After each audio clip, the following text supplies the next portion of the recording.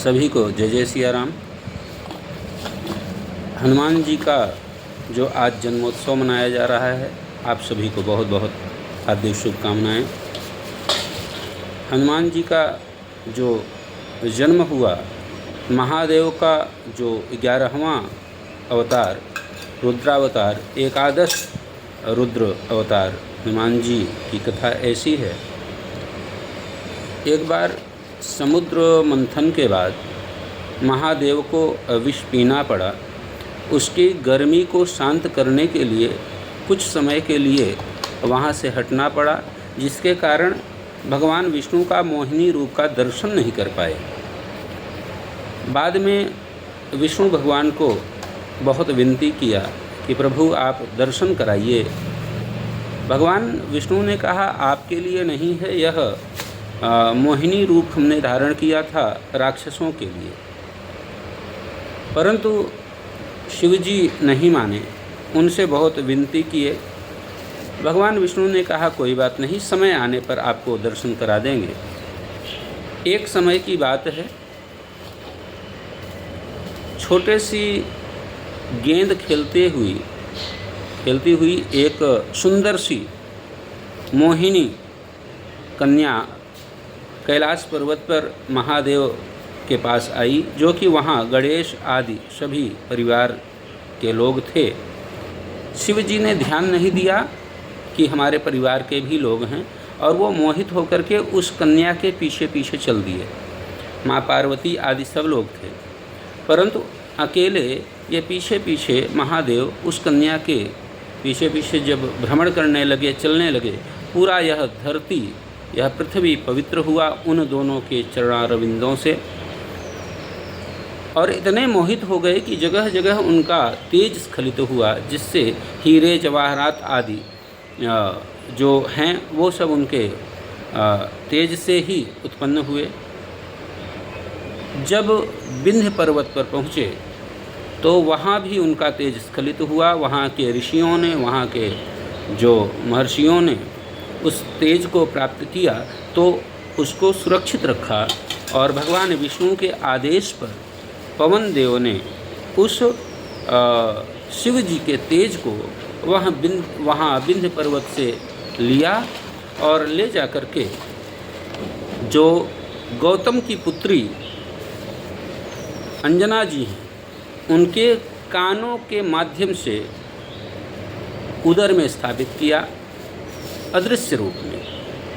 परंतु वहाँ अंजना को आभास हुआ कि उनका कोई आलिंगन कर रहा है, इसलिए उन्होंने कहा कौन हो, अगर सामने नहीं आते हो तो हम श्राप दे देंगे, मैं पतिव्रता स्त्री हूँ।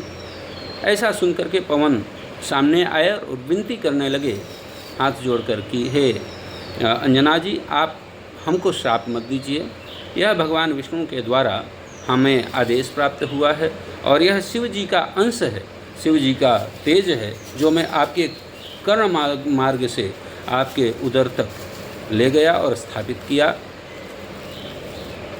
वह गौतम की पुत्री अंजना को बताए भी कि इस तेज से आपको एक ज्ञानवान, बुद्धिमान और अतुल बलशाली एक पुत्र प्राप्त होगा। चूँकि जो अंजना के पति हैं, अंजना को भी और अंजना के पति को भी श्राप मिला था। अंजना की शादी केसरी जी से इसलिए हुई कि एक बार इनको श्राप मिला कि जाओ, आपको वानर योनि में आपको रहना पड़ेगा। वानर योनि में जो केसरी रहेंगे उनके साथ आपका विवाह होगा। और केसरी जी को एक श्राप मिला ब्रह्मा के द्वारा कि आप निसंतान, अर्थात आपके द्वारा कोई संतान नहीं होगी, आप में ऐसा तेज नहीं होगा कि आप संतान की उत्पत्ति कर सकें। इसलिए पवन जी ने बताया कि अंजना जी आपके गर्भ में इसी कारण से यह हम स्थापित किए हैं। समय आने पर जो कि पुंजिकस्थला नाम था पहले का, अंजना का। जब उनको शाप मिला था उस समय पुंजिकस्थला उनका नाम था। बाद में वह गौतम जी की पुत्री हुई और सुंदर से एक बालक को, अतुल तेजबलशाली बालक को उन्होंने समय आने पर प्राप्त किया, जो हनुमान जी के नाम से, बजरंगबली के नाम से लोग जानते हैं। और पवन जी ने कहा भी कि जो पुत्र होगा वह राम काज के लिए विशेष महत्व रखेगा, इसलिए राम काज में उन्होंने बहुत जीवन भर योगदान दिया और राम के प्रिय हुए।